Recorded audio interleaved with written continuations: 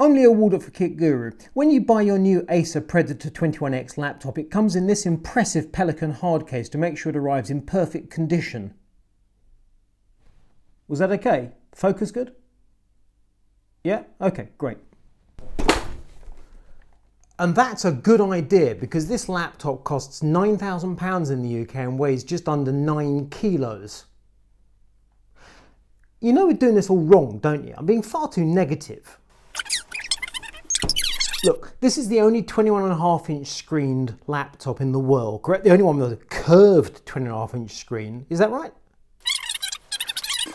So by definition, it's the cheapest laptop with a curved 2.5-inch screen that weighs 9 kilos of dual GT. Yeah?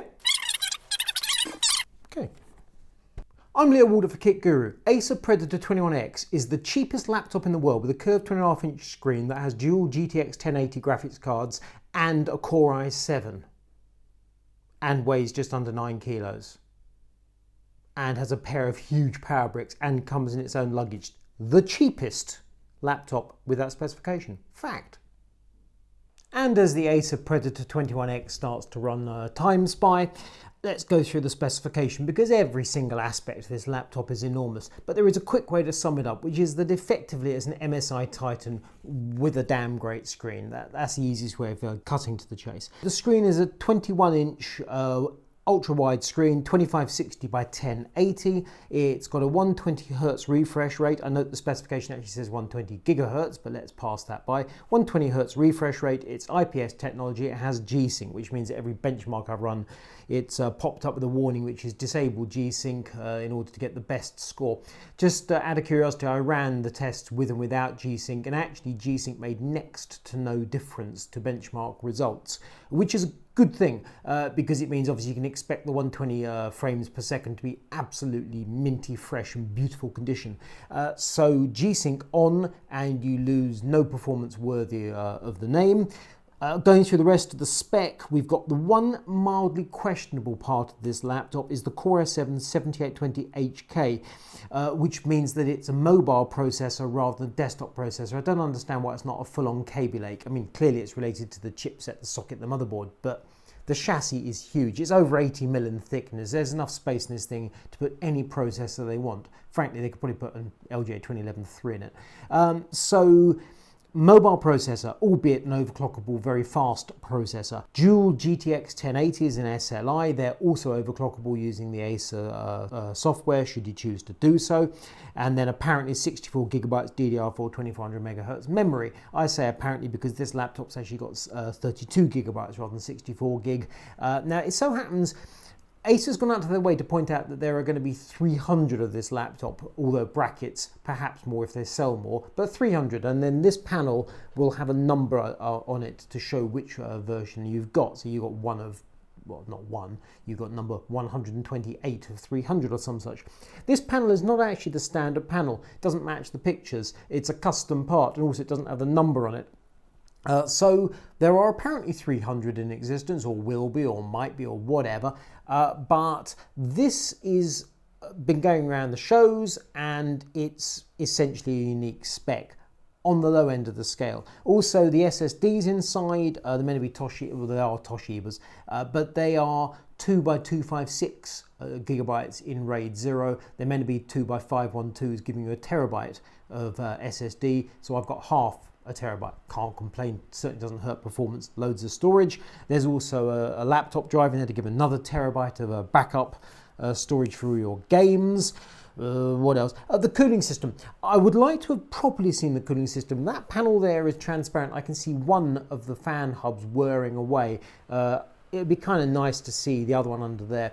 I tried to run the laptop with this panel removed to show the fan spinning. There's obviously some sort of cutout switch in there. He wouldn't let me do it, which is probably wise. I mean, you know, exposed fans, not the brightest idea. So the cooling system is epic, and it needs to be. It's got 5 fans. 2 of them are kind of regular jobs, and 3 of them are real monsters on the CPU and the GPUs. And then there's 9 heat pipes to get the heat out, and then it exhausts to the side and the rear. A lot of heat coming out of here, actually.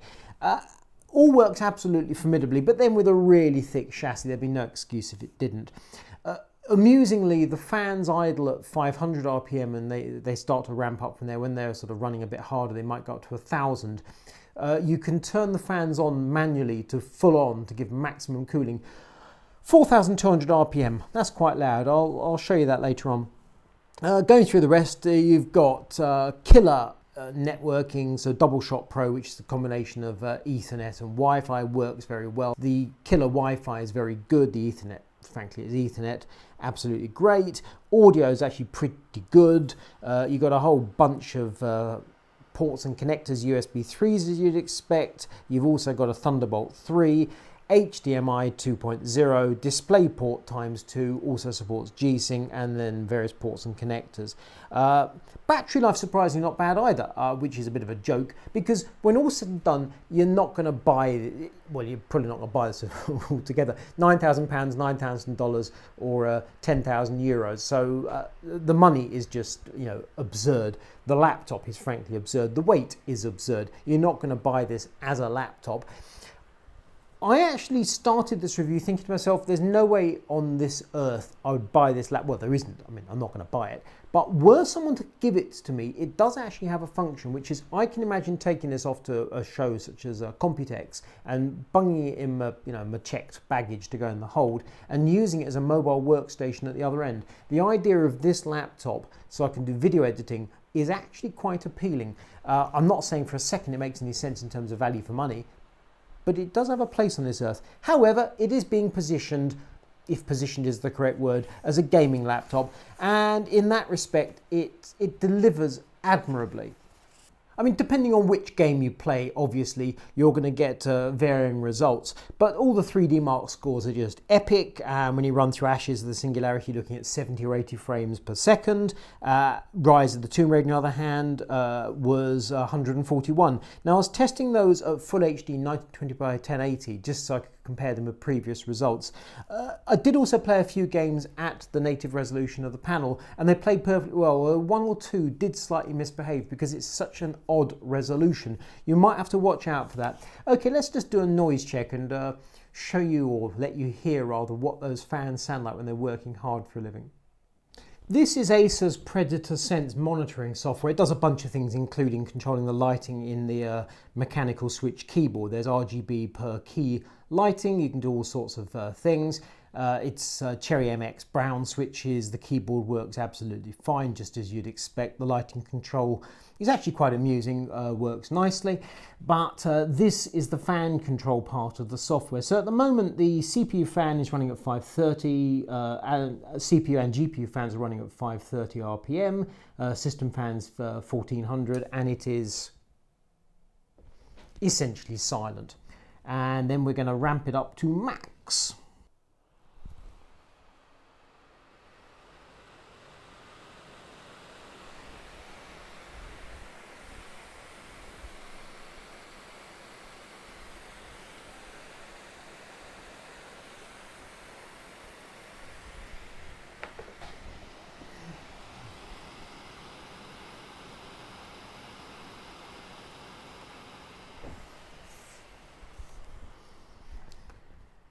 Which is a bit of fun.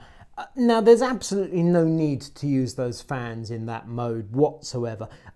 You can overclock the hardware inside, but frankly, they yield almost no benefit whatsoever, and obviously it means the thing runs hotter. So my advice would be, if you're buying this £9,000 laptop, is just leave the thing in auto and you'll be perfectly happy.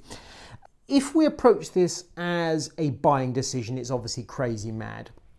If, on the other hand, you look at it as a showcase for what Acer can do, it's absolutely formidable and a complete triumph. I mean, they've approached this laptop in, to my mind, a similar way to the way that MSI came at the Titan, which is, right, we want a mechanical keyboard, we want all the hardware, what can we do? Except they've kind of got an easier time of it because they're able to make the chassis so enormous for this huge curved 21.5-inch screen. And the screen works very nicely. I mean, it would do, wouldn't it? It's a curved IPS panel, 120 Hz. with G-Sync. What's not to like? Works absolutely, and then you sit here and it looks great.